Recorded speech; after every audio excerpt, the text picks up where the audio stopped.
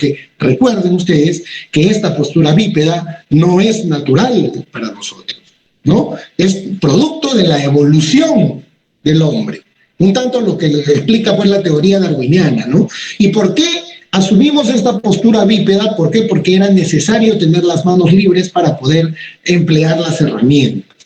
¿Y por qué era necesario emplear las herramientas?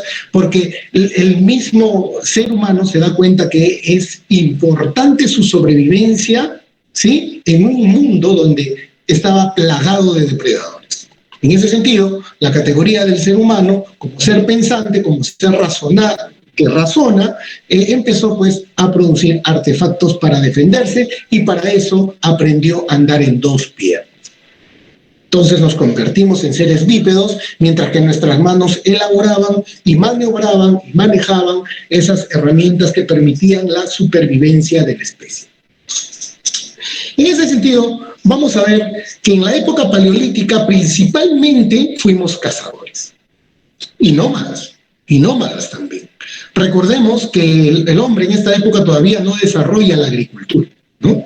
Entonces van migrando, y los procesos de migración del ser humano han sido constantes incluso hasta hoy en día. Antiguamente, en la época primitiva, por condiciones de supervivencia, ¿no? Por buscar climas adecuados, geografías adecuadas para poder sobrevivir. Sin embargo, hoy en día vemos que las personas migran también, pero ya son por cuestiones pues políticas, ¿no? Políticas, sociales, etc. En este sentido, vamos a ver que la caza se desarrolla como principal actividad para la sobrevivencia del hombre. El hombre ya no podía estar solo, entonces se empieza a agrupar, se empieza a asociar. En este afán de asociarse, de agruparse, empiezan pues ellos a organizarse. ¿Y la organización era para qué? Para poder desarrollar, valga la redundancia, esta actividad principal de la caza. ¿Por qué no lo podía hacer solo? Era lógico, ¿no? Los depredadores de aquel entonces, los mamuts, por ejemplo, entonces eran animales y bestias muy, muy grandes que requerían pues de la habilidad del hombre, que empezó a generar ideas, y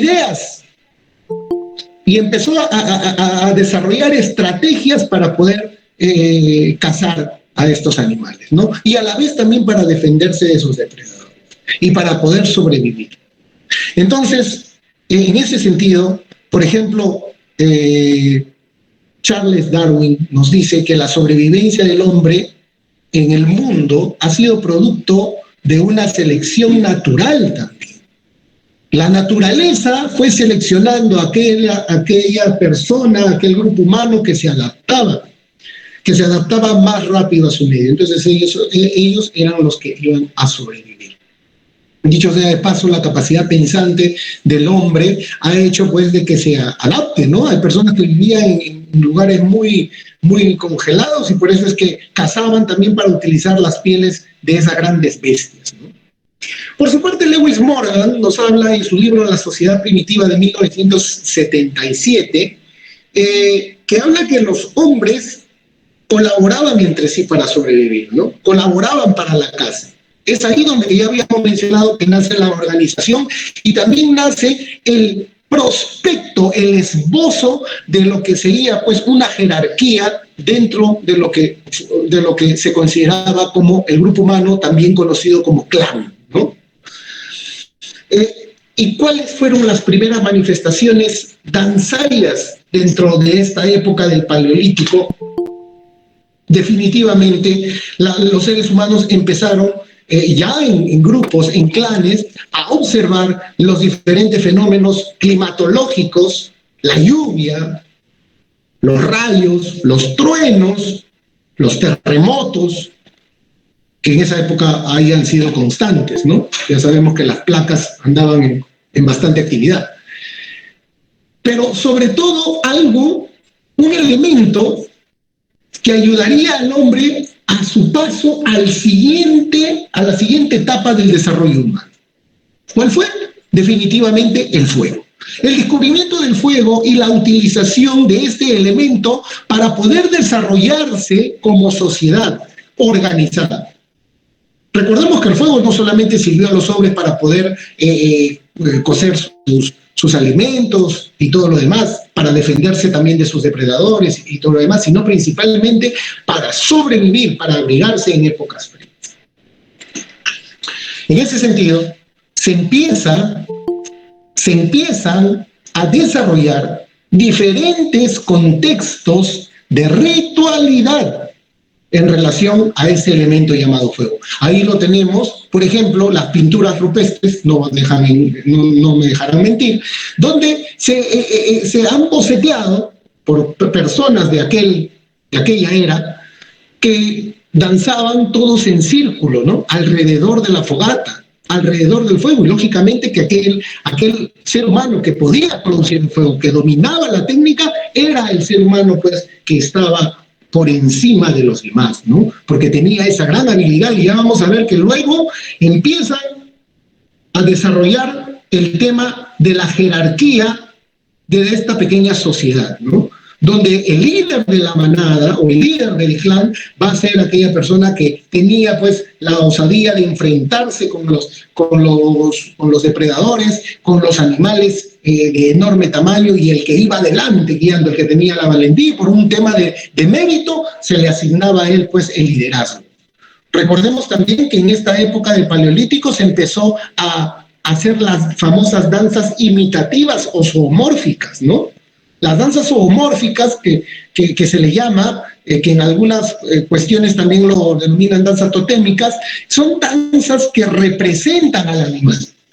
¿Y era por qué? Porque la condición del ser humano era adquirir el poder que tenía su depredador. Entonces lo mataba en la caza y lo despellejaba y se ponían las pieles, ¿no? Las pieles, las garras de los osos, de los tigres y todo lo demás, y empezaba a danzar realizando movimientos que estos depredadores realizaban para acechar o para cazar. Haciendo eso, de la forma imitativa que lo hacían, estas danzas zoomórficas, es donde que el ser humano se hace poseedor de ese poder que él cree haber obtenido, ¿no? Ya con el tiempo, y como lo dice Claudel Lévi-Strauss, el gran antropólogo, ya el tema de la concepción de estos grandes animales y de sus espíritus van a pasar a ser los protectores del clan, de la pequeña sociedad, y van a desarrollar el totemismo como una categoría superior al desarrollo social que estas personas tenían. Es así como nosotros vamos a pasar, ¿no?, de esta época a la otra, al Neolítico. Neolítico, nueva piedra. ¿Se origina en dónde? Se origina en Mesopotamia. Por historia, Mesopotamia, entre el río Tigris y el Éufrates. Desarrollo de la Mesopotamia, ¿no? Una de las ciudades más antiguas, una de las civilizaciones más antiguas. En esta época se da el sedentarismo. ¿Y por qué el sedentarismo, no? Recordemos que habíamos sido nómadas, andábamos buscando subsistir, alimentos, se acababa en uno, entonces íbamos a otro lado, buscábamos y consumíamos, y así íbamos buscando y buscando. Ya no era necesario caminar tanto, ¿no? Ya no era necesario las grandes migraciones en escala. ¿Y gracias a qué? A que el hombre desarrolla algo maravilloso, que es la agricultura. Antes eran recolectores, ahora ya son personas que conocen de la agricultura básica. Pero esto no va a quedar ahí. Empieza a ver la división social del trabajo, porque también se desarrolla, gracias al descubrimiento y a la manipulación de este elemento del fuego, también se desarrolla, pues, la cerámica, ¿no? También se desarrolla posteriormente, ya viene la época de los metales, ¿no? Después del Neolítico, la época del hierro. Pero se van a desarrollar otro tipo de actividades, como por ejemplo el tejido, la textilería, ¿no? La básica, esa con telares que hasta ahorita nosotros, por ejemplo, en Puno podemos observar. Es impresionante cómo las personas taquileñas, por ejemplo, aún mantienen esta técnica del tejido, por ejemplo, con el telar de suelo, ¿no? En algunos otros departamentos, como por ejemplo Huancavelica, Ayacucho, tienen telares de cintura para poder elaborar sus tejidos. Entonces, vemos cómo ya se empieza a desarrollar esta concepción de sociedad. Empiezan en esta época ya a categorizarse cada uno en la actividad principal que iban a desarrollar. También se desarrolla el tema propiamente dicho de la agricultura, y con ese tema propiamente dicho de la agricultura se empieza a desarrollar más los rituales a la tierra. Y es ahí donde nosotros vamos a encontrar este contexto, este concepto que hasta ahora nos es vital a todas las personas que estamos inmersas en el tema de cultura, en el tema de comunidades originarias, ¿no? Y el por qué es tan importante para el poblador originario el tema de la agricultura. ¿Por qué el hombre tiene una relación especial con la tierra? ¿Por qué le rinde pleitesía? ¿Por qué genera y ha desarrollado a través del tiempo diferentes prácticas rituales que hasta hoy día lo sostienen? ¿Por qué tiene ese vínculo? Porque hay un cordón umbilical entre la tierra y el hombre, desde que nace. Recordemos que en algunas zonas, por ejemplo, del Cusco, cuando los niños nacen y los padres van a la chacra, mientras que están trabajando, hacen un hueco, lo llenan de mantas y al niño lo ponen ahí paradito. Entonces, desde ese momento ya el niño es muy pequeño, desde que está empezando a abrir los ojos, ya tiene ese contacto con la tierra. Y va a ir creciendo amamantado por la tierra. Es por eso que es tan importante, y es por eso que el ojo occidental no comprende nuestra cultura, no comprende cuáles son nuestras categorías. Y por eso es fácil señalar con el dedo a las culturas originarias, ¿no? Se empieza a desarrollar este tema también con la agricultura, se empieza a desarrollar la observación. El ser humano se empieza a observar en qué momento cambia el clima, cuáles son las estaciones de la luna. ¿Y para qué? Para que él mismo pueda entender en qué momento puede sembrar, en qué momento no es necesario sembrar o no es beneficioso. Empieza, como el concepto del hombre andino es, o del ser humano siempre ha sido, en una primera etapa, siempre ha sido animista. Por ejemplo, en la zona del Ande se le empieza a dar vida a todo esto que le rodea, a la tierra, la Pachamama, como la madre, ¿no? La madre tierra. Y así, con el paso de los años, con el paso del tiempo, vamos a ir desarrollando muchas otras cosas hasta llegar, por ejemplo, a las festividades que había en el Tahuantinsuyo, ¿no? Ya hablando de algo más regional. Pero en esta época del desarrollo de la agricultura se empiezan a dar las danzas que están relacionadas a la madre tierra, a sus productos, que era lo importante, ¿no? A los productos que provee la madre tierra. Es por eso que existe en Puno y en muchos otros departamentos las festividades que se dan a la primera floración de los campos, a la gran floración de los campos. Se recibe a la semilla, la primera semilla, ¿no? Famoso Hatakatu. Se le adorna, se le chaya, se le pone su vinito, se baila. Hay alegría, hay emoción. ¿Por qué? Porque el ser humano, su principal fuente de subsistencia ha sido el medio natural, en este caso la tierra, y ahí emergen pues todas estas danzas que hasta el día de hoy se mantienen, ¿no? Que están relacionadas a los procesos agrícolas que existen. Incluso hay categorías donde que las danzas ya van a ser específicamente para un tipo de producto, ¿no? Como por ejemplo para el maíz. Existen danzas que están relacionadas netamente al maíz o a la quinoa, ¿no? Empiezan a desarrollarse los mitos. Todo este tipo de producciones culturales van a ser pues ese bagaje que nos compete a nosotros.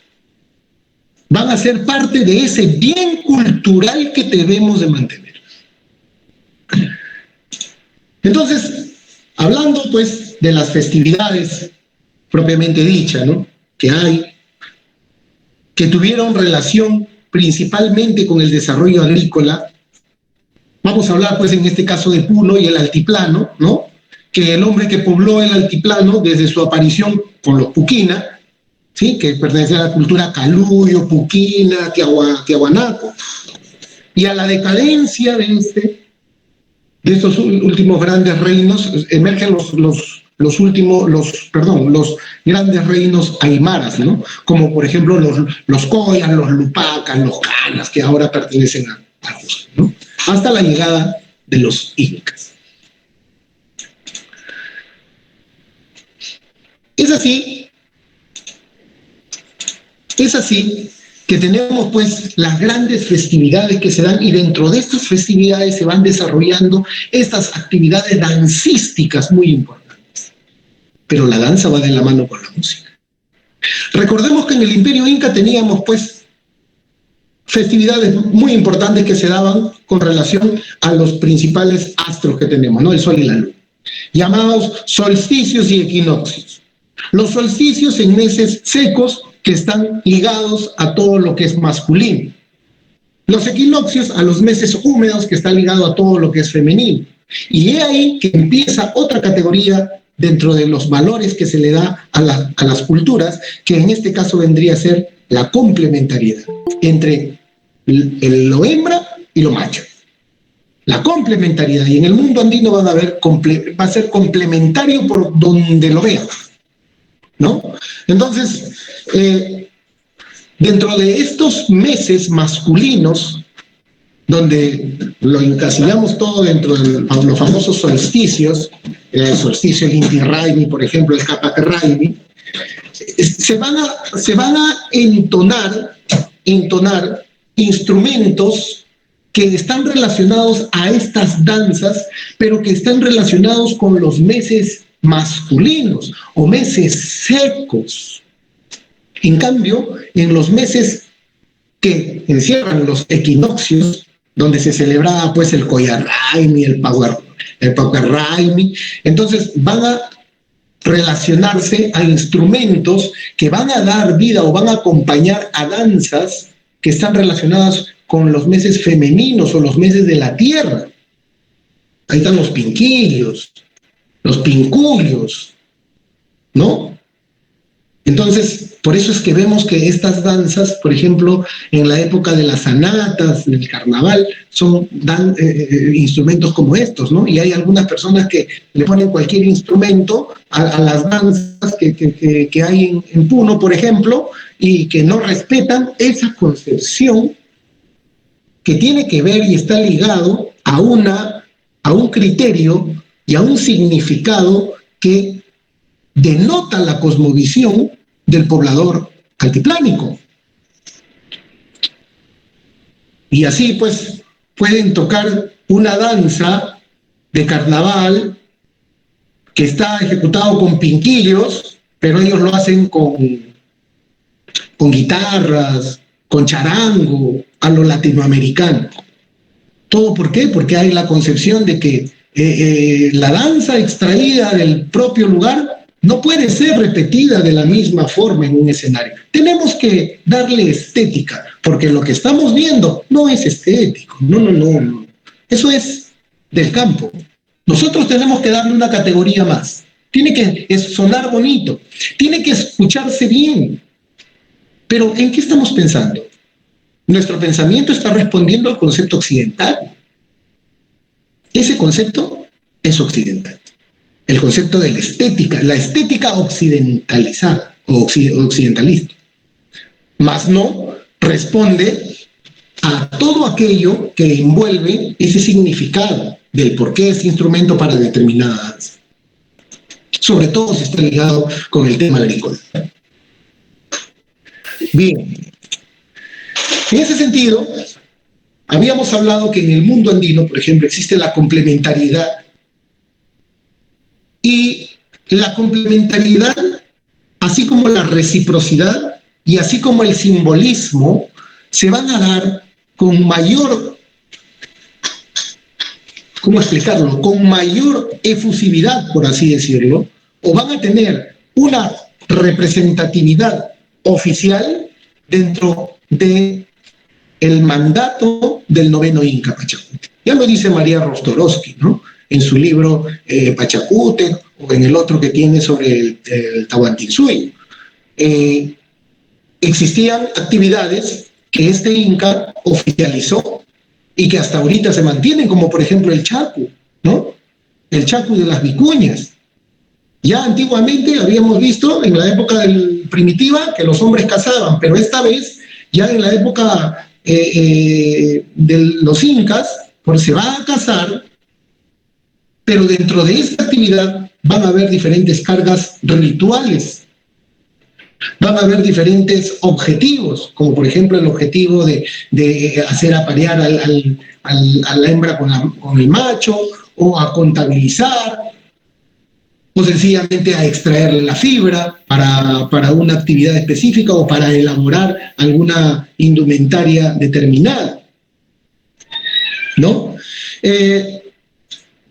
Y todo esto va a tener significado dentro de nuestra cosmovisión, dentro de las categorías de los pueblos altiplánicos, de los pueblos andinos, ¿no? Esta complementariedad se va a ver, por ejemplo, cuando en las comunidades, ¿no?, por ejemplo, en Amantaní, en la hora del copao y la hora de la merienda, las mujeres, en Taquile también, sacan pues como una especie de mantel largo. Los hombres se ponen a un lado, todos en línea, y las mujeres al frente suyo. En Taquile, por ejemplo, cuando hay reuniones de las autoridades y todo lo demás, los hombres se sientan en una banca o en una posición alta, y las mujeres están debajo. Y cualquier persona con el concepto occidental diría, hoy estos son machistas, ¿no?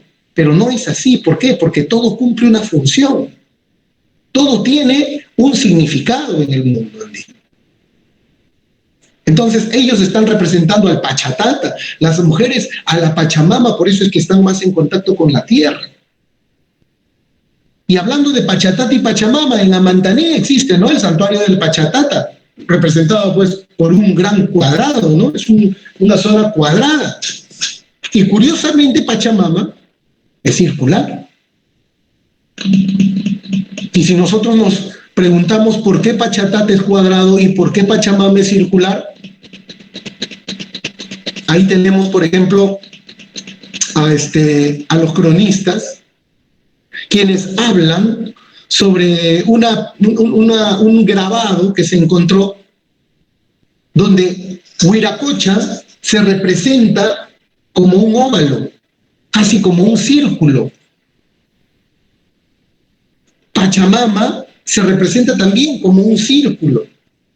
Y Pachatata es la representación del cuadrado, lo masculino, ¿no? Lo cuadrado, lo brusco.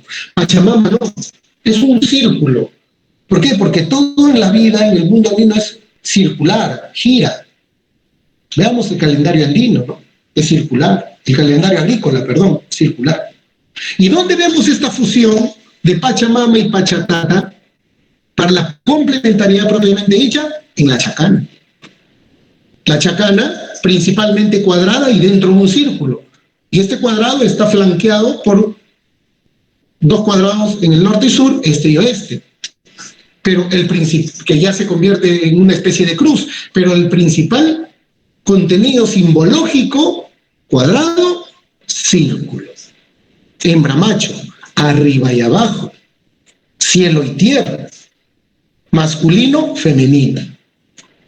Son categorías dentro del mundo andino en la época de los incas, que era la complementariedad. Y así como esta complementariedad, también había la reciprocidad.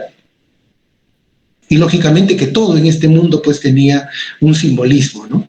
Y si hablamos en este tema sobre las danzas, vamos a ver que las danzas tienen un simbolismo. Ninguna danza es hecha por hacer. Entonces, ahí tenemos la disyuntiva de cuando las danzas llegan a Lima y cuando se plantean para un escenario, ¿no? He tenido oportunidad de discutir muchas veces ya sea por un tema de trabajo, porque una cosa es el espectáculo, otra cosa es de repente representar una danza por el tema de la difusión, otra cosa son los concursos, esas categorías que existen, pero tratar de representar una danza respetando su esencia, respetando sus símbolos, respetando todas esas iconografías que lo acompañan de forma intrínseca y que van a ser visibilizadas dentro de la ejecución de la danza propiamente dicha, donde utiliza como instrumento al cuerpo. Porque hoy en día estamos hablando de que la danza es danza porque el cuerpo existe.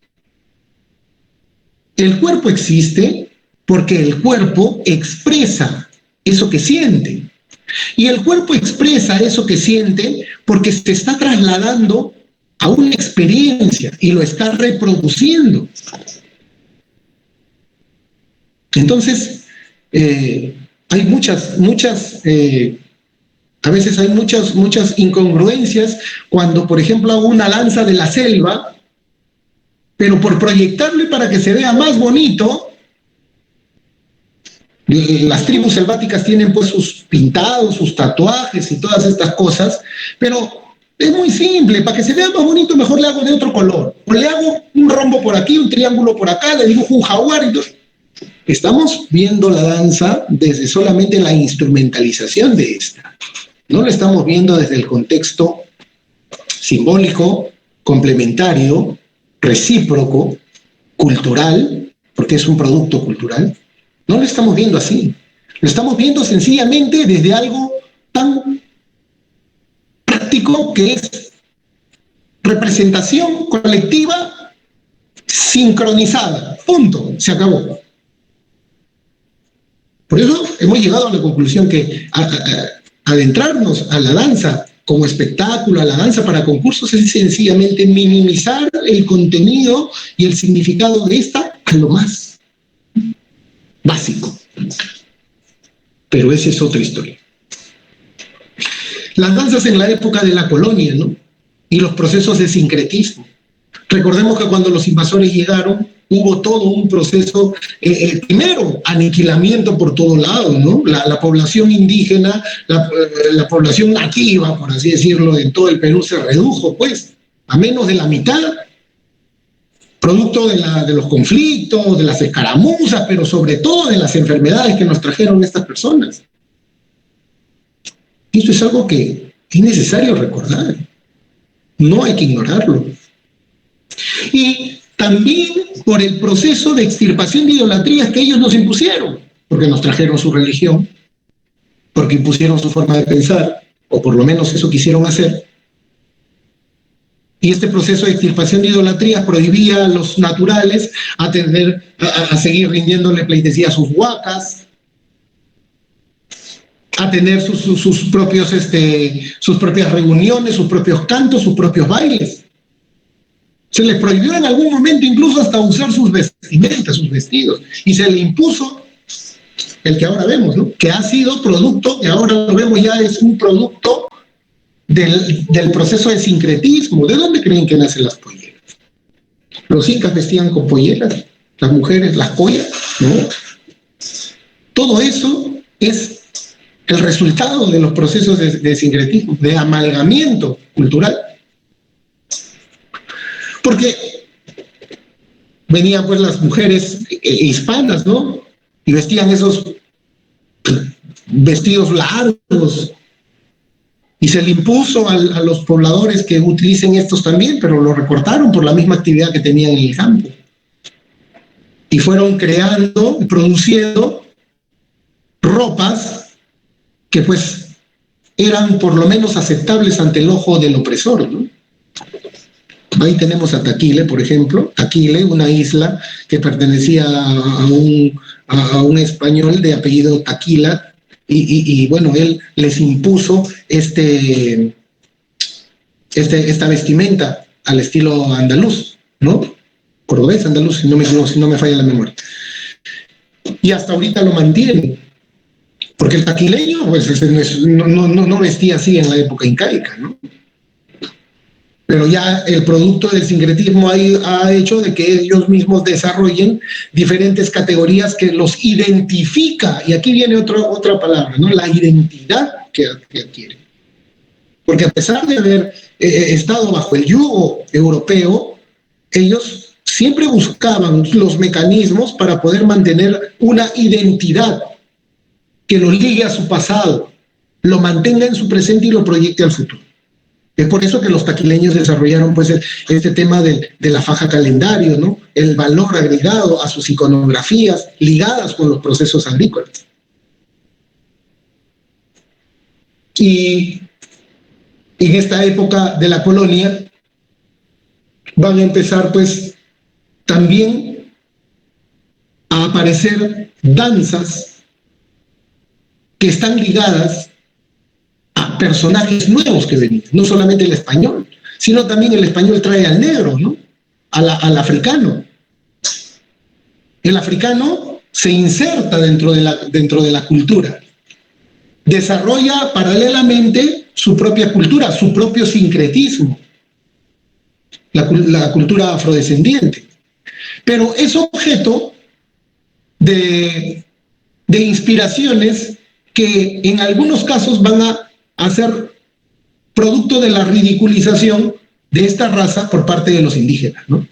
Y era porque es pues sencillo explicar el hecho de que el negro venía bajo la categoría de esclavo, pero algunos de ellos asumían pues cargos otorgados por el español que les daba cierta jerarquía sobre los indígenas, ¿no? Y aprovechando esto, sometía a los indígenas. Ya lo dice Virgilio Roel Pineda en su libro La economía de la época de la colonia 1 y 2, que el negro con el indio entraban al socavón agrilletados de una pierna, uno cada uno.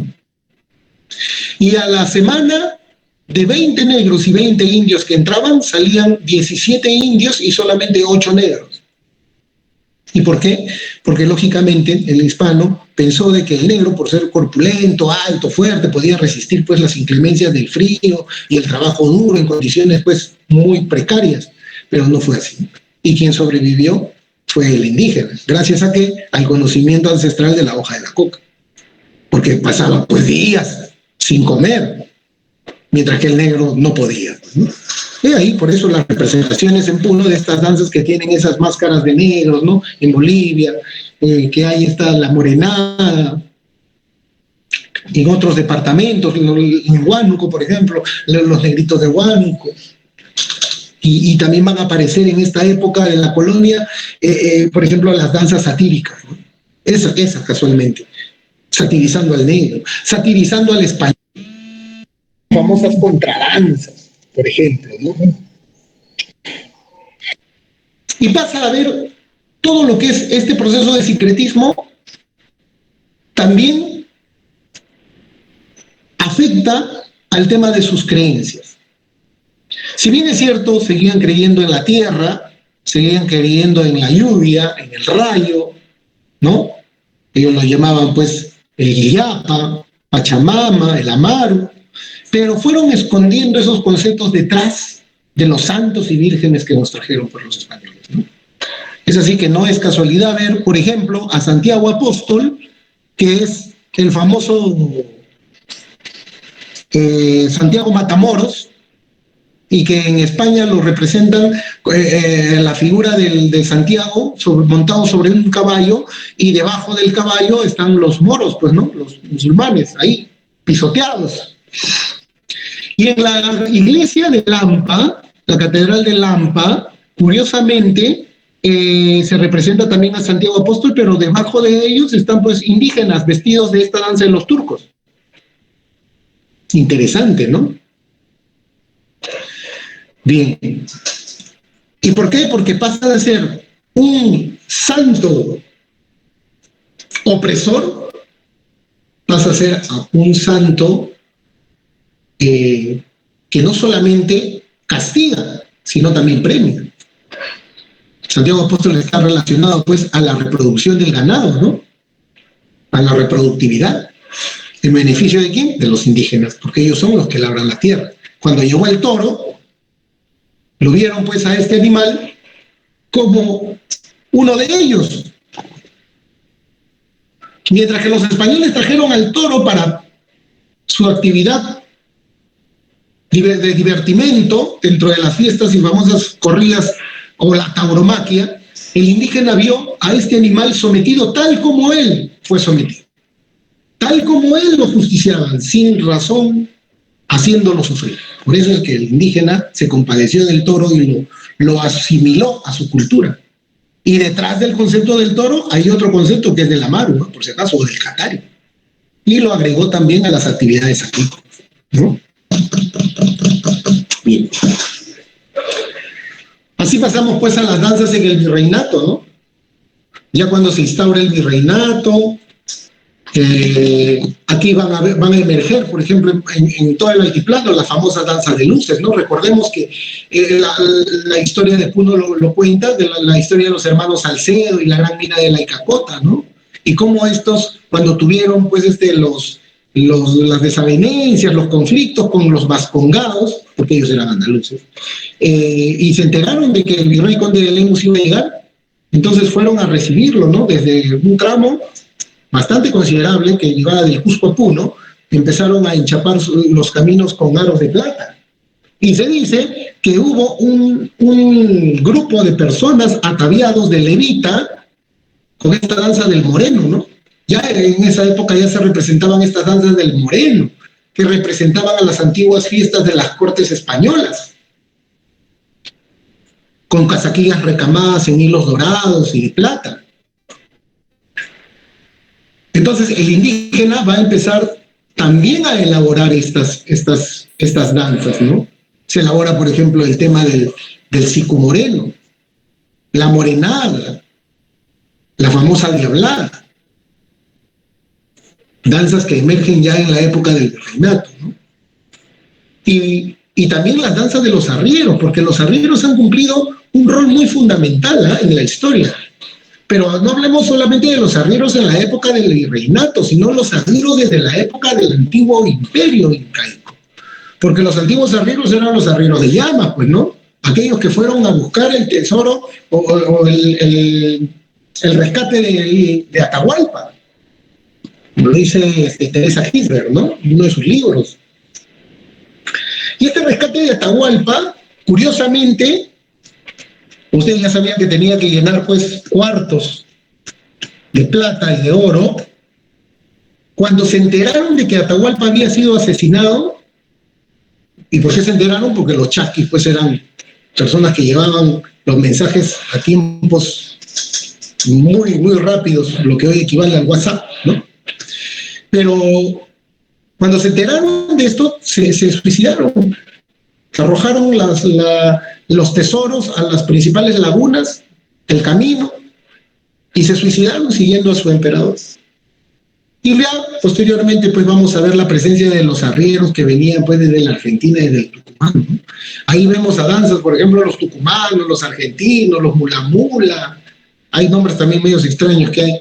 Y estas danzas estas danzas gremiales, estas danzas migratorias van a ser pues danzas que van a quedar en el subconsciente indígena, andino, y van a ir ellos repitiéndolo a través de la historia, ¿no? Lógicamente satirizándolo y exagerando pues la manera de comportamiento que tenían estas personas, ¿no? Y su actitud un tanto jocosa. Pero van a quedar como parte pues de la historia, ¿no? De su paso por estas tierras y impregnadas dentro de estas representaciones danzarias. Es así como vamos a ver que todo en esta época, que es una época donde incluso van a emerger dentro de las urbes los famosos bailes de salón, ¿no? Las polcas, los valses. En Lima, por ejemplo, ¿no? La clase privilegiada, la clase de los españoles, ¿no? Que principalmente ellos empezaron, pues, desarrollaban estas fiestas con valses y polcas, ¿no? Había un derroche de tanto mientras que ahí se empezó a gestar el tema de que solamente el Perú es Lima. Bien, y así pasamos pues a la época de la República, ¿no? Y principalmente en la época republicana, donde va a haber un gran vacío es pues en la guerra del Pacífico, ¿no? La guerra con Chile. Producto de esta guerra, que lamentablemente perdimos, es que van a emerger diferentes tipos y posturas dentro de las concepciones danzarias, ¿no? Van a haber danzas que enarbolan las hazañas, por ejemplo, de Andrés Avelino Cáceres, ¿no? Como la famosa Mactada de Cáceres, ¿no? Que detalla o narra artísticamente cómo mientras en Lima se hincaban de rodillas a los españoles, los que salvaron a esta patria hoy en día malagradecida con la gente del Ande, casualmente fueron ellos, las personas andinas, los que se rajaron el lomo, los montoneros y sus rabonas. ¿Y quiénes eran ellos? ¿Limeños? ¿No? ¿Citadinos de la gran urbe? No. Eran serranos, andinos. Puno tuvo una importante participación con los batallones con los cuales engrosó todo este brazo militar que enfrentó a Chile. Y no es muy conocido. Es que lamentablemente las políticas hacen que muchas veces por conveniencia se olviden algunos pasajes de la historia, ¿no? Pero bueno. Otras danzas que tratan de enarbolar ese nacionalismo y ese patriotismo criollo. Un patriotismo criollo. Porque, fíjense, cuando nosotros celebramos 28 de julio, normalmente ponemos valses, ¿no? Así es mi Perú.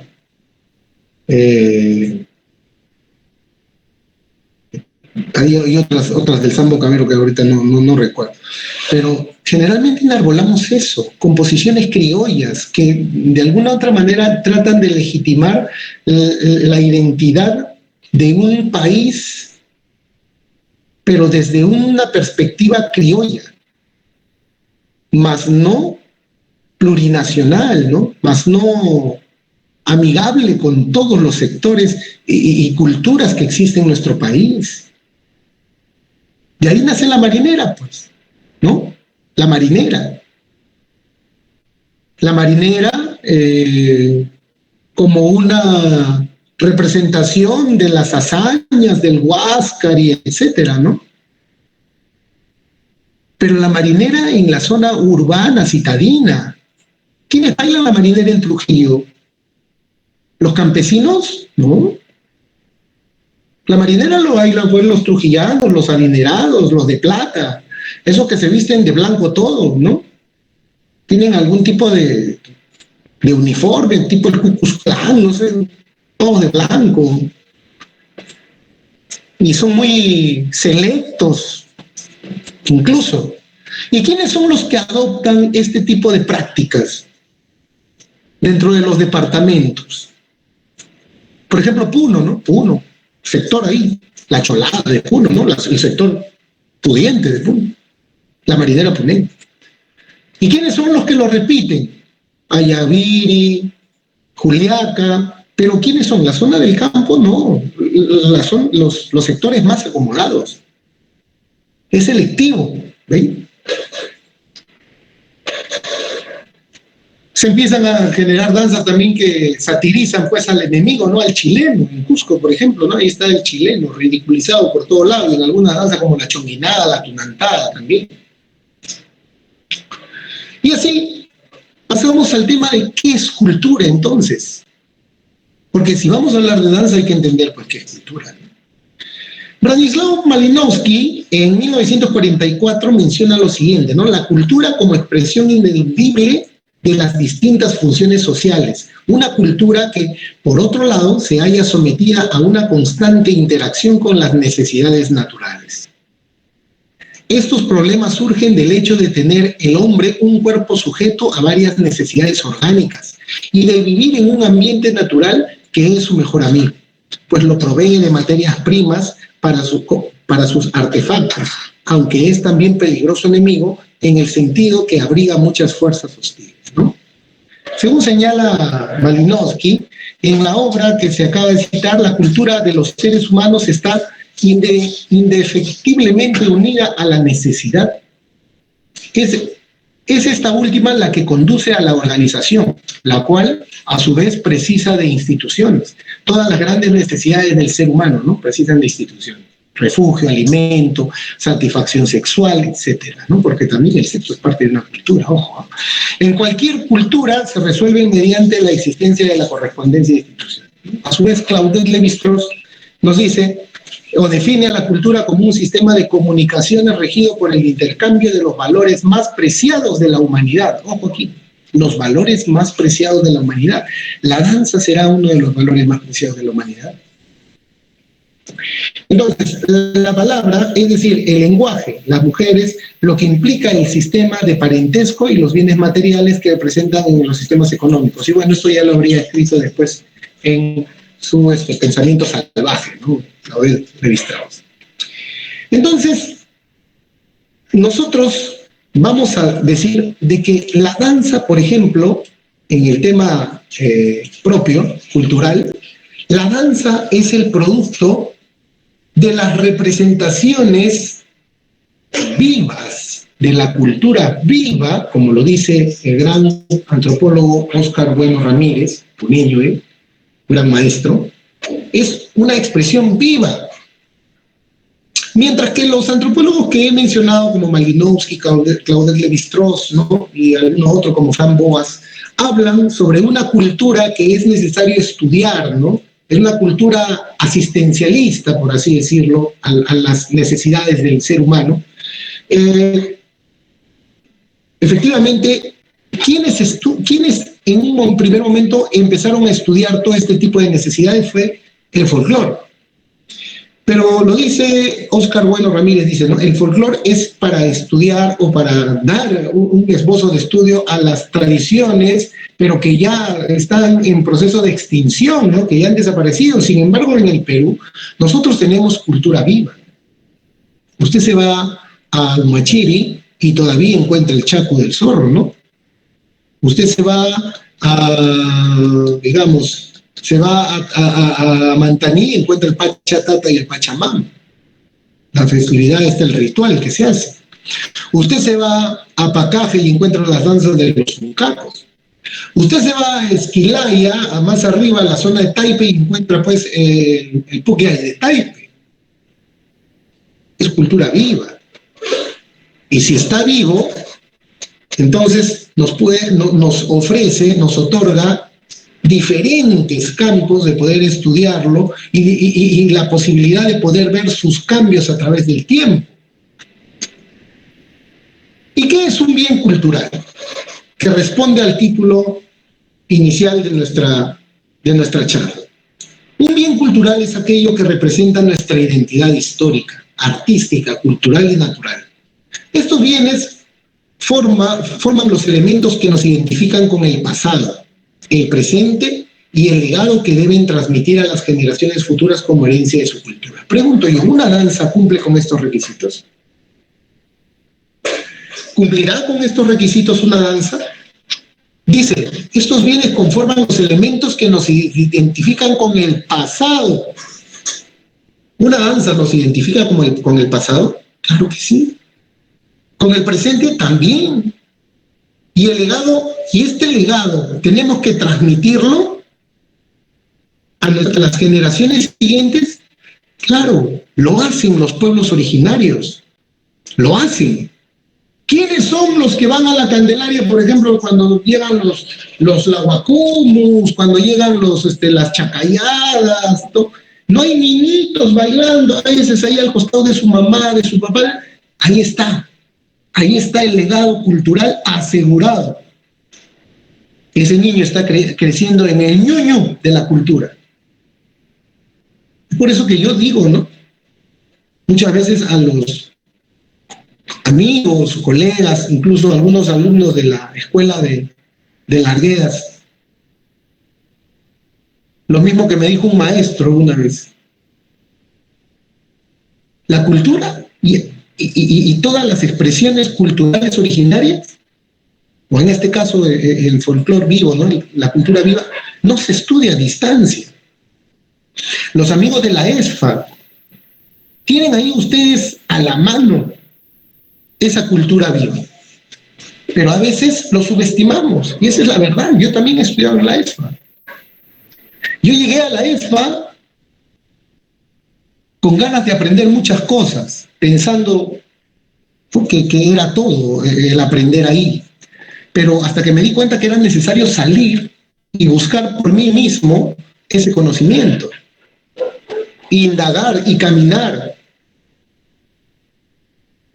Pero a veces parece de que estamos o se está empecinado el estudiante de arte, no solamente en Lima, sino también en Puno, está empecinado en tergiversar todo, en darle un valor agregado que está bien, pero un valor agregado que no está respaldado ni por investigación, ni por indagación, ni por último, ni siquiera por unos libros. Entonces, eso es, ¿no? Ustedes, uno tienen, ahí nomás está Ichu, ahí nomás está Yunguyo, por la zona del sector Aymara, ¿no? Por otros lados está, ustedes conocen. Entonces, ir a ver ahí mismo, ir a investigar ahí mismo. Y sin embargo, hay algo que yo quiero decir.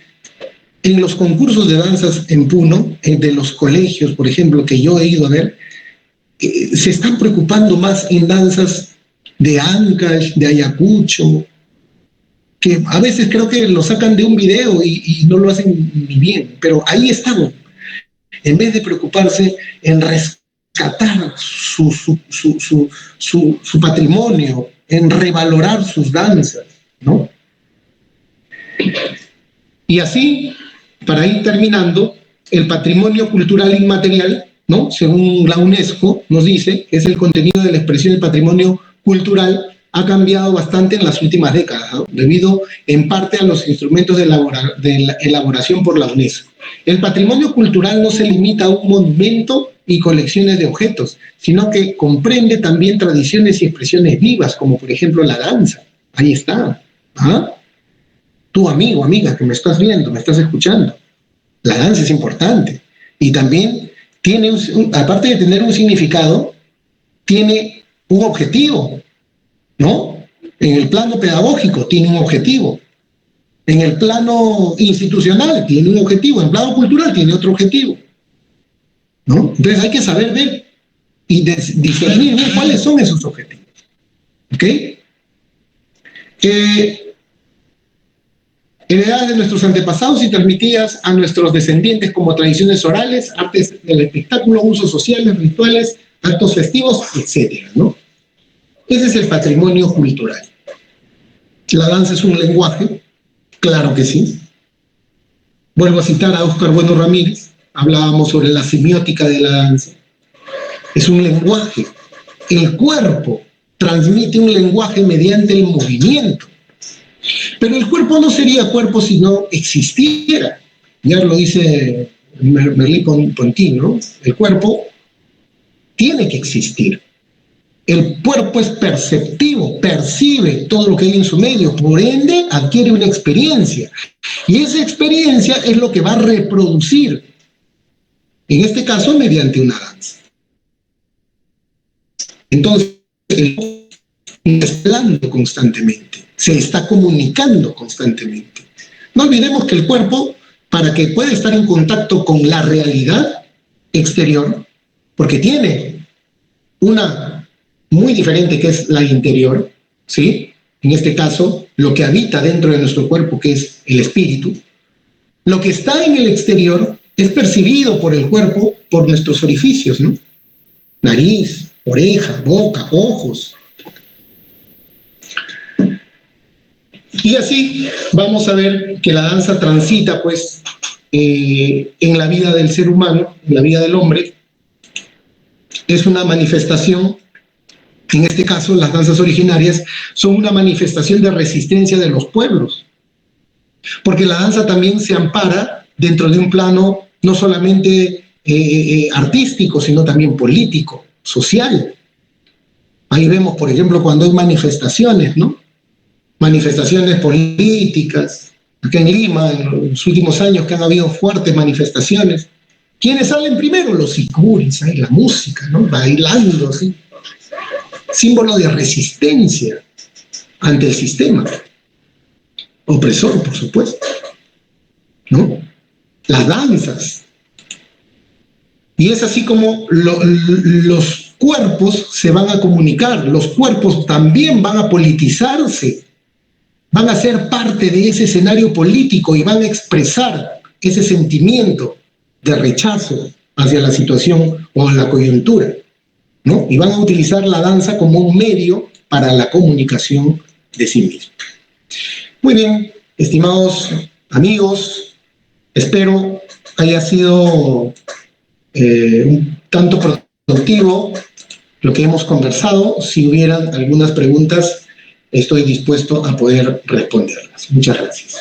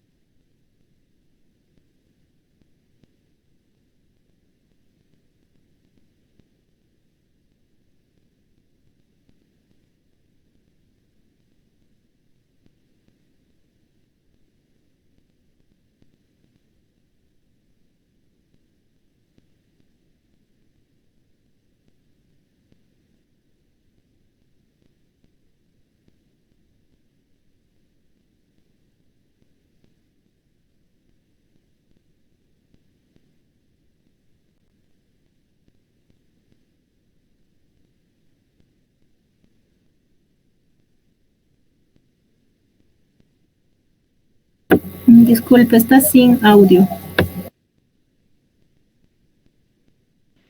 Gracias por la pregunta. Decía, la realidad es una condición que va a variar desde la perspectiva de la persona.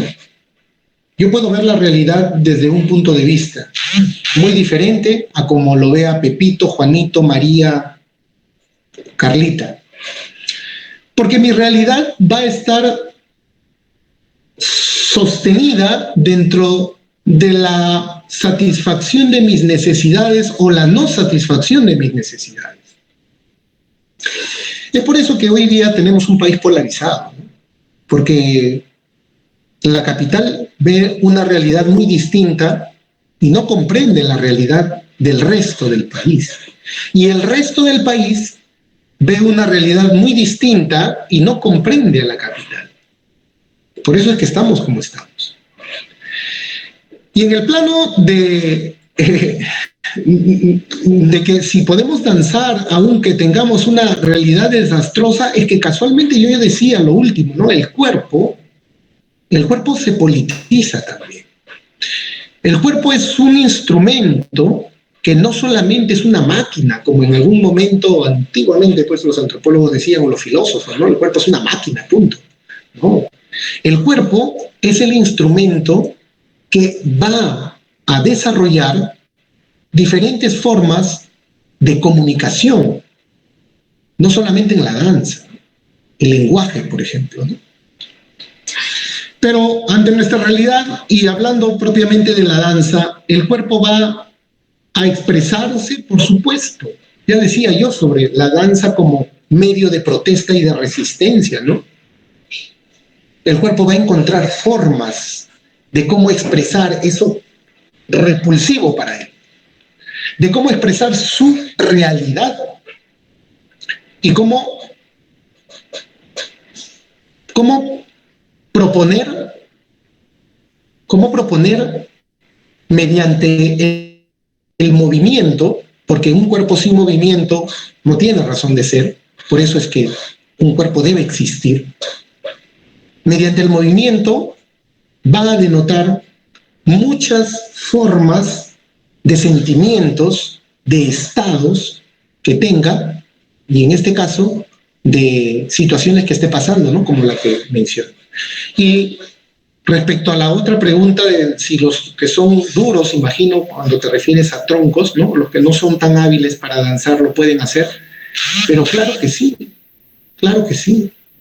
Es que nosotros hemos visto la danza, o vemos la danza, desde parámetros establecidos. ¿Qué es lo que hace a una danza bella? ¿Con qué patrones estamos juzgando que la danza sea bella, sea estética? ¿Con el patrón occidental, las normas del ballet? O sea que si uno hace un jeté, un plié bien hecho, ahí sí va a ser bello, va a estar bien, esa persona no va a ser dura. Y el poblador caneño, el poblador, el chuco, que baila agarrado su pincullo y no es tan diestro en movilidad ni en independencia de articulaciones superiores e inferiores, pero siente y baila y representa y no solamente toca. Entonces nosotros lo vemos con ese ojo occidental y decimos, ese pata es un tronco, qué feo baila. Desde ese punto lo estamos viendo. Si lo estamos viendo desde ese punto, estamos equivocados. Porque nosotros lo que tenemos que ver es que el concepto occidental es para Occidente. Y nosotros tenemos otras categorías de clasificar, otras categorías de percibir y otras categorías de apreciar nuestras expresiones originarias. Gracias.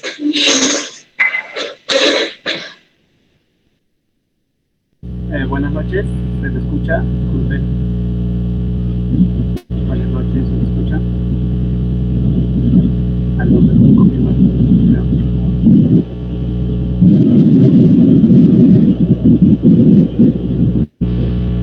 Aló, ¿se me escucha? Disculpe. No le escucho. ¿Ahora? ¿Se me escucha, profesor? Aló. Hola. Hola, hola.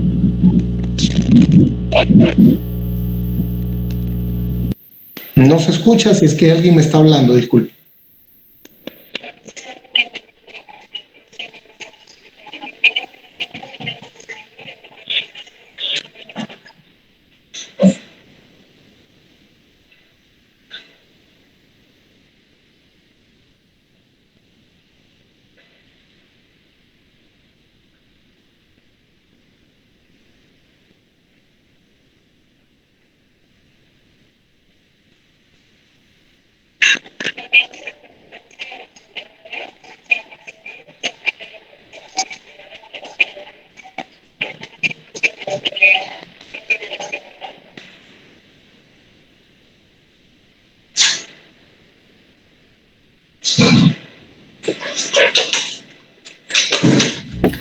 Disculpe, profesor Fuster, mientras van escribiendo su pregunta, usted mencionó que el hombre tiene necesidades orgánicas, entonces todas estas necesidades que tenemos se pueden manifestar a través de una danza, todas o no todas. Las necesidades que tiene el hombre lo podemos manifestar mediante el movimiento, por ende, el movimiento es pieza clave para nosotros existir, para que un cuerpo exista. Y la danza es casualmente el medio, ¿sí? el elemento donde el cuerpo va a denotar y va a expresar todo lo que piensa, todo lo que siente, ¿no? Todo lo que quiere decir. Todas las necesidades, claro que sí, empezando de repente de la más, digamos, no tan tocada, que es la necesidad sexual. Recordemos que hay danzas de cortejos sexuales, ¿no? Ok, sí, disculpe, esto me viene a la mente, me hace recordar un video que encontré, estaba buscando sobre danza terapia y Era una actividad donde era un grupo de personas y cada una decía lo que estaba haciendo en ese momento. Bueno, en realidad alguien decía, yo estoy comiendo, y la otra persona que venía tenía que estar comiendo. Y la otra persona, sí, entonces como que era lo que alguien decía, lo que la siguiente iba a hacer. Esto de acá, esta actividad, ¿usted cree que deberíamos practicarlo todos? O sea, ¿debería ser una terapia en sí para liberar? Ya eso estamos hablando de otra categoría del uso de la danza, ¿no? Como instrumento médico, por así decirlo. Claro, la danza es salud. La danza es salud, la danza promueve el buen estado físico, el buen estado espiritual, el buen estado psicológico. La danza es salud, la danza es medicinal, porque no, vea, cuando yo estuve en Pacaje con mis buenos amigos de Pacaje, los mucacos, entonces ellos realizan sus guaraqueos, ¿no? Con unas ondas bastante grandes, y aprovecho para mandarle un saludo a los amigos de Pacaje y a mi buen amigo Gustavo Aguilar, un antropólogo puneño también muy conocedor de esta cultura. Pero estos huncacos, por ejemplo, danzan y todo el mundo cree que solamente son guerreros, ¿no? Cree que son guerreros, que se tiran la guaraca porque están peleando, rememoran momentos de guerra en la época inca, pero muy poco se sabe que ellos también utilizan los guaraqueos para curarse. Y yo decía, pero ¿cómo? O sea, ¿cómo te puedes curar guaraqueándote? Es que es ahí donde que el conocimiento occidental que se nos ha impuesto y con el cual nos hemos formado, debemos de desaprender para poder aprender otras categorías en otro tipo de espacio cultural. Ellos se guaraquean, ¿por qué? Porque ellos sanan o ponen en orden su ajayu. El ajayu es el espíritu, el ánima, ¿no? El ánima. Y por eso también se guaraquean. Cuando alguien está mal, lo agarran a guaracazos y se sana. Entonces, tiene categorías medicinales dentro del contexto de que la medicina no solamente abarca al tema científico propiamente dicho, como en Occidente, que la medicina es, te vas al doctor y te dan una receta y punto, se acabó, ¿no? Sino que existe también el tema de la medicina tradicional, que está muy ligado también con la danza. Ojo, ¿eh?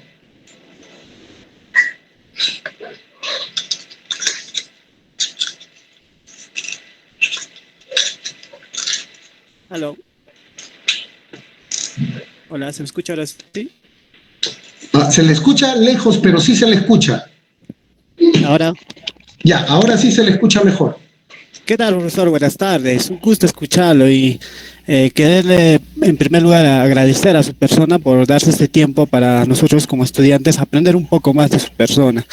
Realmente he quedado maravillado con todo lo que usted ha dicho. Y justamente ese es el ejercicio que estudiantes como de ahora muchas veces lo dejamos de lado, pero que debemos hacer, como es el saber hacer, ¿no? El hacer bien algo. Si vamos a enseñar danza, por ejemplo, de nuestra región, hay que hacerlo bien.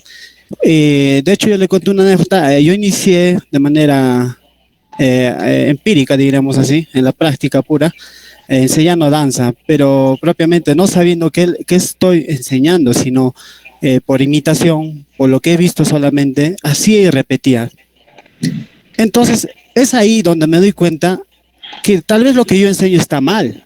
Entonces hago ese ejercicio de racionalidad y digo, hago un análisis y digo que lo que estoy enseñando realmente no es veraz, no es verídico. Y es por eso que también yo me animo a postular al ESFA, de alguna manera, para encontrar el camino, ¿no? En el ESFA me he encontrado, ¿no?, con algún aspecto dirigido a la pedagogía, ¿no? La danza dirigida a la profesión pedagógica, o también a la cuestión de historia de la danza, ¿no? Y ahí me voy, a la historia. Mucho de ahora, por ejemplo, para mí el arte la danza es el arte del movimiento, ¿no? Y con esto llevo a una conclusión y a un pensamiento filosófico del cual habla Aristóteles y dice que el arte es el saber hacer, ¿no? No tanto el producto, sino el saber hacer. Entonces, de alguna manera, este saber hacer es una técnica. Entonces se puede enseñar, dice él. Entonces, ¿a qué voy yo? Que hoy por hoy el entendimiento de la danza se entiende por libertad. Y el principio de libertad está muy mal entendido, y este es el ejercicio que practican muchos de los coreógrafos actuales. Si al hacer danza es libertad, eso quiere decir que tienen el poder y la potestad de modificar la danza, de tergiversar, y es ahí donde comienza. Entonces mi pregunta es esta: ¿es este entendimiento a lo que he llegado estará bien planteado, que hoy por hoy los que enseñan danza tienen un concepto de libertad muy mal empleada? ¿Es así o no es así, profesor? Muchas gracias por tu pregunta y saludarte también. Fíjate, a veces se confunde la libertad con el libertinaje, ¿no? Y no estamos tan lejos de poder, comparar estos dos conceptos. Pasa lo siguiente, pasa que nos hemos vuelto una sociedad tan consumista que hemos creído que por estar dentro de la industria cultural podemos emplear la danza de una manera muy irresponsable. Yo, así como tú, inicié también de manera empírica. Sí, pues, inicié enseñando también de manera empírica. Tuve mis conflictos personales. Hoy en día tengo mi línea bien establecida, y es que eso es la razón de ser de todos los que estamos ligados a la cultura, a la danza, tener una línea, una posición bien establecida. Y por más de que muchos me llamen tradicionalista, retrógrado, yo defiendo mi postura. ¿Por qué? Porque mi campo de acción ha sido el pueblo. Mientras que para otros el campo de acción ha sido solamente los concursos, mi campo de acción ha sido el pueblo. Es por eso que entiendo cuál es la mecánica que se maneja dentro del pueblo, cuáles son las categorías que existen dentro de una danza y el valor que éstas tienen. Pero una persona que jamás se ha acercado al pueblo, ni por curiosidad, una persona que no respalda sus famosas propuestas con investigación, sencillamente es un mercader de la cultura. ¿Y por qué mercader de la cultura? Porque lo único que está buscando es un producto que vender. Fíjense ustedes, todos los años, antes de la pandemia, habían cursos de capacitación en línea. Todos los años.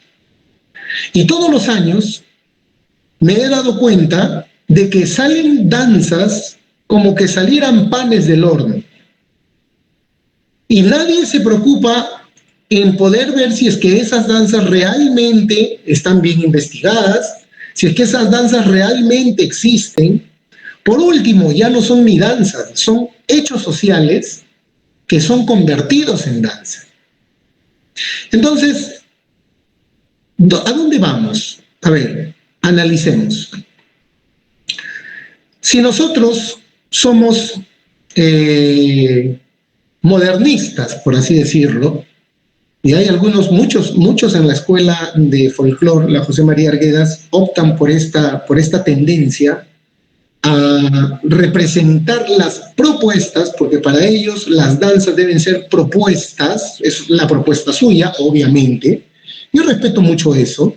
Tengo colegas que hacen propuestas, pero que lo hacen de una forma responsable, porque fíjese usted, lo realizan haciendo un previo proceso de investigación, por lo menos pequeño, pero lo hacen. Han tenido contacto con el pueblo. Pero hoy en día vemos que hay gente que no, sencillamente se imagina una cosa o lo ve por el video y dice, no, esto debe ser así, y de acuerdo a mi criterio lo hago así y asá. Entonces, eso está mal. Eso es tergiversar no solamente una danza, sino toda una cultura. ¿Y quién nos da la potestad de hacer eso? Lógicamente, no vamos a hacerlo tal cual, a la letra, a la línea, no, porque nosotros no somos el poblador. Desde el momento incluso que la danza sale de su espacio natural, de su espacio geográfico, ya deja de ser original. Entonces, pero sí podemos tener un concepto de responsabilidad y podemos ir a investigar para poder hacer una representación que no ofenda, que no ofenda, porque ahí me voy a lo que escribí el otro día. ¿Por qué el Perú está tan fragmentado, no? Y muchos dicen y repiten lo mismo, el tema de las políticas de Estado que son desiguales y todo lo demás, el que hemos hecho invisibles a nuestros hermanos del Ande, de ese Perú profundo que ningún gobierno se ha preocupado, y a eso agrégale el hecho de que el mismo Estado tiene un elenco de danzas del Ministerio de Cultura que lo primero que hace es transgredir y manipular y manejar y transformar y tergiversar las expresiones culturales. ¿Cómo se siente el pueblo? Y no lo digo yo, lo dicen los amigos de Chupaca con su chaco, lo dicen los amigos del Valle del Juanca con su huititi, lo dicen los amigos de Santiago de Pupuja con el carnaval de Santiago de Pupuja medio extraño que presentaron en un retablo de Candelaria. Pero, sin embargo, ¿quiénes lo aplauden? Gente que no conoce, gente que paga su plata por ir a ver un espectáculo, gente consumista. ¿Y quiénes son los que venden? Los mercaderes, pues. Y yo sé que de repente me van a tirar con palo, con ladrillo, con tronco, con todo, pero ya estoy acostumbrado. Pero las cosas hay que decirlas como son. Las cosas hay que decirlas como son. Y lo que tienen que tener en cuenta en la ESFA de Puno es no seguir esa línea. O en todo caso, estimados amigos, clarificar sus ideas. Clarificar sus ideas. Porque he visto en Puno muchas danzas de Puno que verdaderamente pues dejan mucho que desear, ¿no? Dejan mucho que desear. Y eso, aunque no lo parezca, ensancha la grieta que tiene entre el campo y la ciudad. Gracias. Licenciado, tendré una pregunta más, si me permitieran mis compañeros también. De repente quieren hacer sus preguntas. Justamente quería hablar de eso. Justamente hay un tema muy interesante para hablar de eso, sobre, por ejemplo, el postmodernismo. Ahora se está tocando mucho. Y justamente es esta generación la que se deja llevar, ¿no? Por las cuestiones populares, ¿no? O las cosas que están en el momento. Y he visto en un video que se usó esa idea popular, ¿no? Ya que está de moda hacer cosas como usar canciones que no son la danza, lo vamos a llevar ahora el ejercicio de la danza, por ejemplo, libre, o la danza contemporánea que ha estudiado Isadora Duncan, que de hecho se contrapone, ¿no?, a la danza clásica, lo llevan al tema, bueno, de la pandilla puneña.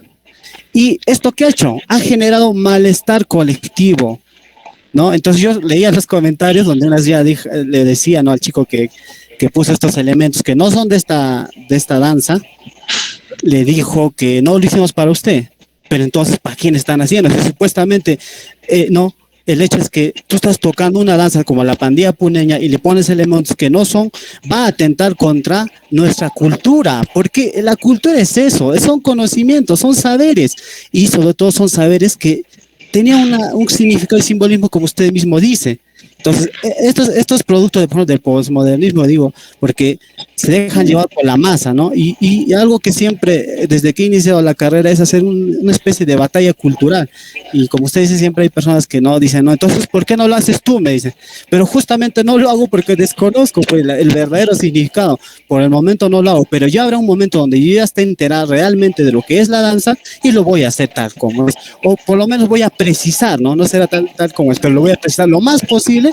Porque uno cuando entrevista a estas personas que son de lugares, ellas dicen, queremos que se revalorice. Ellos no quieren que tú lo modifiques, eso no se quiere, ¿no? Bueno, esa sería mi pregunta. ¿Qué esto, profesor? Sí, tiene mucha razón y es que ahí está. Tú mismo te estás dando la respuesta. Es el contacto que tú has tenido con la gente, por eso es que trasladas ese sentimiento y por eso es que emerge en tu persona esa crítica, ¿no? Esa crítica hacia estas personas que tienen como un discurso de defensa el tema de que, bueno, esto no es para todos, ¿no? Entonces, si no es para todos, ¿para quién es? ¿Qué? ¿Se supone que pertenecen a una élite especial o algo así? No, señores. El bien cultural, ya lo hemos dicho, el bien cultural es un legado, es el patrimonio que nos corresponde a todos. Lógicamente que de donde nace o de donde se origina, esa gente está muy identificada, pues, porque es parte de su herencia directa. ¿Quiénes somos nosotros para jugar con eso? Créame, yo cuando hice, por ejemplo, aquí representé los Uncacos, Chunchos de Esquilaya y todo eso, me he dado el trabajo de ir a la zona, de conversar con la gente, de pedirles el permiso. Y aunque parezca extraño o de repente no lo entiendan, es que eso es lo que corresponde. Y tratar de hacer un trabajo que sea pues respetable, ¿no? Al agrado de esa gente, porque le debemos respeto. Y el respeto que le hemos perdido a nuestros compatriotas que están en ese Perú, que muchos no quieren ver, es casualmente eso, subestimarlos, invisibilizarlos, parodiarlos, ¿no? Parodiarlos, porque yo recuerdo que acá en Lima se hacían muchas danzas de Cusco, donde al poblador nativo lo ponían al misayo, al paco, que tiene una jerarquía para poder hacer el pago a la tierra, para poder comunicarse con las deidades, lo ponían como si fuera el cholo Cirilo, el monito que camina así, que habla muy jocoso. Eso es parodiar. Y de ahí, de una manera muy asoslayada, empieza pues las diferencias que terminan en un tipo de racismo oculto, ¿no? Un racismo que así nomás no se acepta, pero que en el Perú es vigente, señores, es muy vigente. Y eso hay que tratar de cambiarlo. ¿Cómo lo cambiamos? Con conciencia. ¿Cómo podemos superar estas cosas, esto del posmodernismo que tú hablas en el arte, en la danza? Bueno, incentivar más la investigación. Las casas de estudios ligadas al arte, a la cultura, ¿cuánto investigan? En la ESFA, ¿cuánto investigan? Sus profesores de talleres, ¿los sacan a investigar?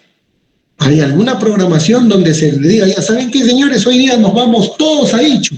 Y por favor, vamos a ir con una ficha de investigación, a ver, un grupo me toma manifestación de acá, de los señores de aquí, de acá, de allá, previo a haber hablado con el teniente gobernador, qué sé yo, y podemos sacar una conclusión y de ahí se puede hacer una hermosa clase. Y ustedes están ahí a 20 minutos. ¿Lo hacen? ¿Aquí en Lima? No. Y si es que van a una fiesta. Filman la fiesta y se acabó. Y ese es producto de una tesis. Imagínense. ¿Ah? Entonces hay que también autocriticarnos, ¿no? Si estamos por el buen camino, ¿no? Y yo pienso que este conflicto que tú tienes, esta lucha que persigues, no es solamente tuya, ¿no? Es también mía y de todos los que estamos involucrados en este estudio de una cultura viva, porque nuestra cultura es viva. En Puno, la cultura es viva. Y si es que no se sabe hacer investigación, ya es hora de que lo sepan hacer. Ya es hora de que ustedes mismos pidan, exijan que sus docentes les enseñen a hacer investigación. Una investigación no es ir a una fiesta y emborracharte con los pobladores, ¿eh? Una investigación tiene que ser planificada. Una investigación tiene que contar con las herramientas de investigación. Tienes que empezar a investigar desde el antes, el durante, el después. No vas a ir a un lugar, como lo dice pues Morote Best en su famoso libro, El folclore, donde habla sobre el folclore. No vas a ir a un día a una fiesta y vas a querer investigarte desde la vestimenta, música, pasos, fechas. No vas a hacer todo eso en un solo día y en un solo rato. Hay investigación participativa, hay investigación solamente de observación. Y tienes que ir muchas veces. Ya no recuerdo cuántas veces yo he ido a Taquile. Ya. Tengo amigos, hasta tengo una hijada ahí. Imagínense. Y considero que me falta mucho por aprender. Pero una investigación es eso. Y cuando tienes ya una importante recopilación de datos, de contenido, de información, creo que recién puedes aventurarte a hacer una propuesta. Creo que ahí, ¿no? Creo que ahí. Pero no, pues hoy en día, sencillamente de un video, y yo como soy posmodernista y como estoy ligado al tema de la danza contemporánea, entonces me invento las cosas. Y me mando a grabar una pista musical inspirándome, no sé, pues en las mariposas, y eso lo hago danza. Y encima lo pongo en el concurso que hay en la parada de la UNA Puno y lo hago ganar como si fuera danza tradicional. No, así no es, no, pues. Entonces, ¿de qué cultura estamos hablando? Eso es todo.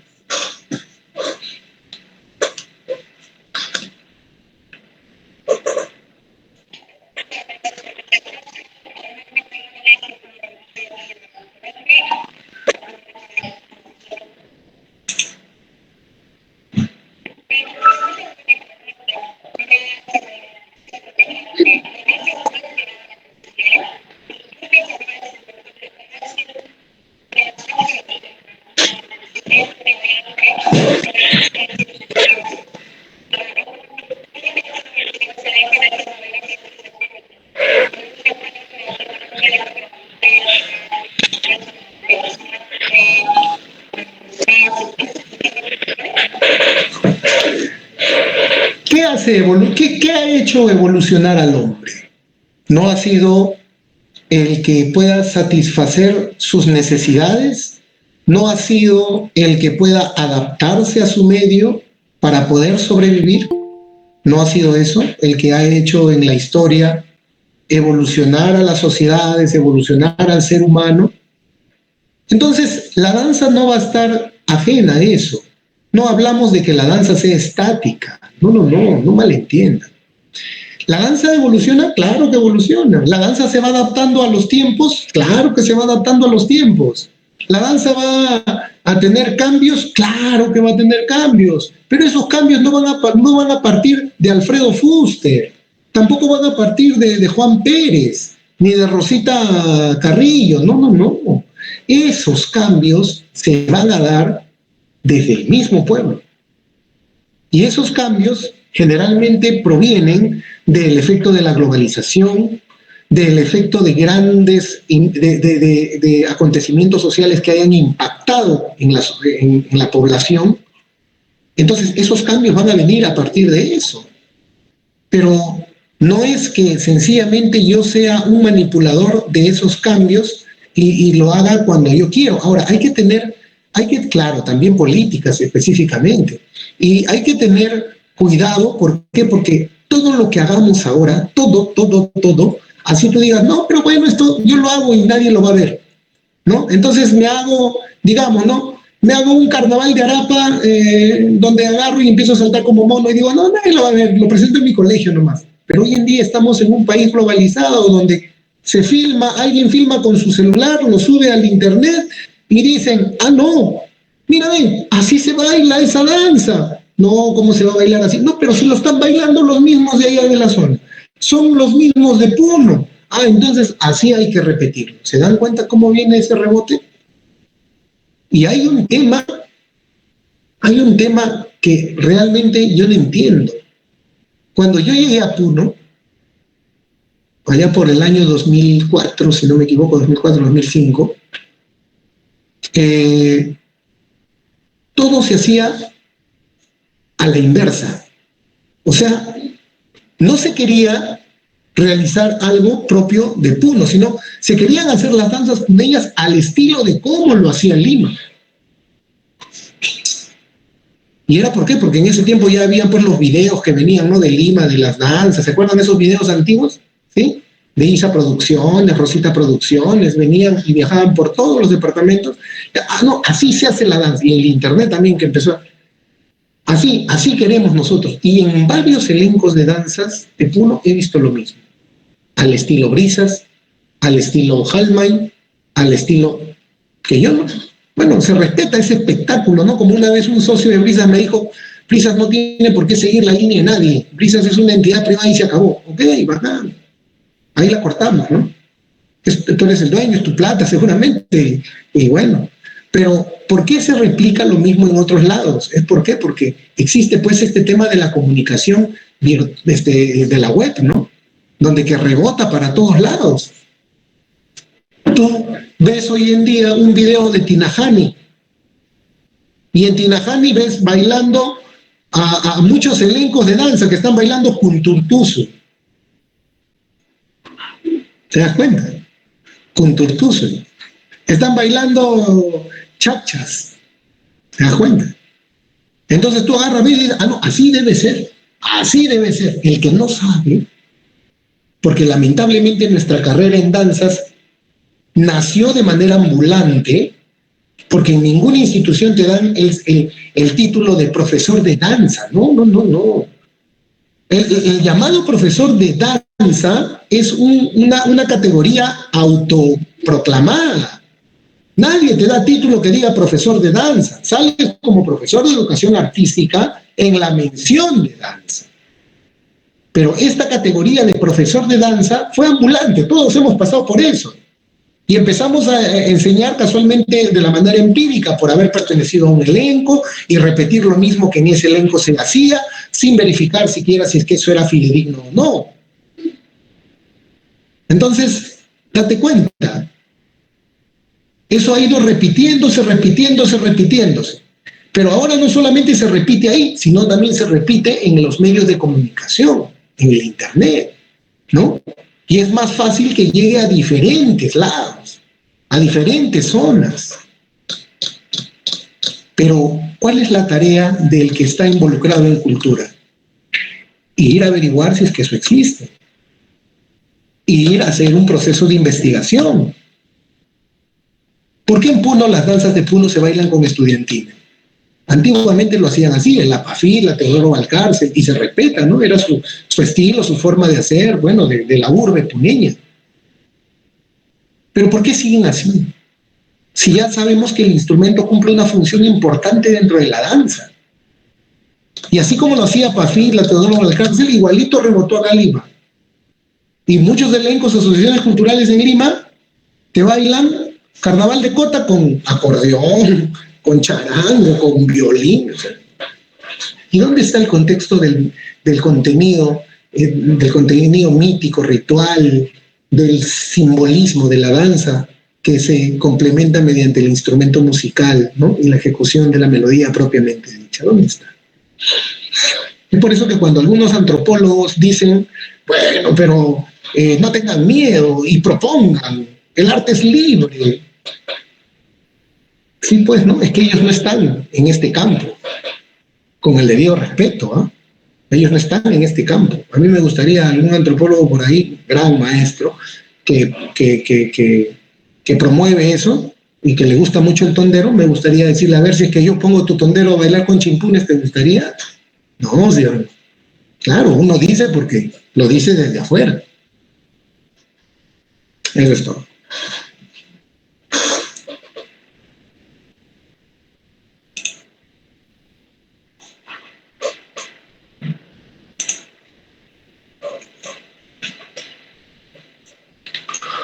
Bueno, si eso sería todo, entonces yo aprovecho para poder despedirme de todos ustedes.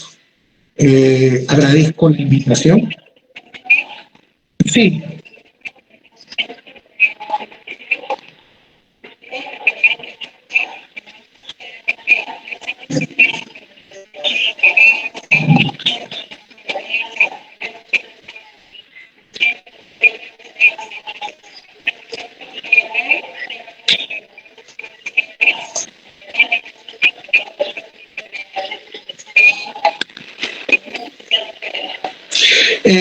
Sí, lo coordinaríamos eso ya posteriormente. Vamos a verlo. Sí, miren, yo les agradezco bastante la invitación. Créanme que para mí es un tema de amistad. Es un tema que realmente es de afecto. Yo he estudiado también en la ESFA. Tengo grandes amigos, colegas ahí. Los mejores momentos de mi vida creo que han sido en la ESFA, y creo que la historia que yo tuve ahí, bueno, como estudiante, siempre la voy a recordar, ¿no? Entonces, siempre dispuesto a poder colaborar con ustedes, queridos amigos. Muchas gracias por la invitación, estaremos coordinando para alguna otra fecha más. Y bueno, muchas gracias, ¿no? A cuidarse todos, a cuidarse. Muchas gracias, dice profesor, muchas gracias, muy agradecido por todo esto y esperemos tenerlo en otra oportunidad y a nombre de todos mis compañeros, realmente nos sentimos muy orgullosos, ¿no? De usted como persona que sí defiende la cultura sobre todo, ¿no? Porque se nota que usted sabe lo que hace y sobre todo que apoya, ¿no? Lo que los pueblos en realidad quieren transmitir. Muchas gracias, licenciado, muchas gracias, cuídese también usted. Muchas gracias, amigo. Cuídense también ustedes, por favor, a cuidarnos todos. Los tiempos están difíciles. Se vienen tiempos más difíciles, se vienen tiempos donde el arte va a cumplir un papel fundamental dentro del devenir de nuestro país y de nuestras sociedades. Yo quisiera que lo poco que sé, porque realmente es poco, yo agradezco mucho a mis maestros, mis principales maestros están en Puno, uno de ellos es el profesor Oscar Bueno, quien también sería muy